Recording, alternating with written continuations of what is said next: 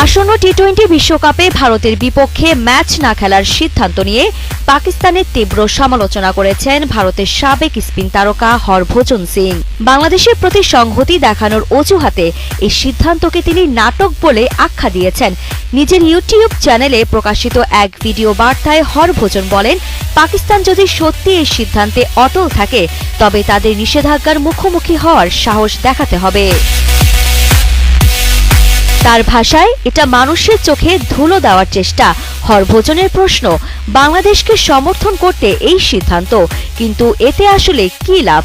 নিজেদের দেশের সেই মানুষগুলোর কথা কি একবারও ভেবেছেন যারা ভারত পাকিস্তান ম্যাচ দেখতে চান? উল্লেখ্য, রবিবার পাকিস্তান সরকার জানায় যে জাতীয় দল টি-20 বিশ্বকাপে অংশগ্রহণের অনুমতি পেয়েছে। তবে সূচি অনুযায়ী 15 ফেব্রুয়ারি ভারতের বিপক্ষে নির্ধারিত ম্যাচে তারা অংশ নেবে না। এই সিদ্ধান্তকে আরও অযৌক্তিক উল্লেখ করে হরভজন বলেন, এই ম্যাচটি তো নিরপেক্ষ ভেন্যুতে দেওয়ার কথা ছিল।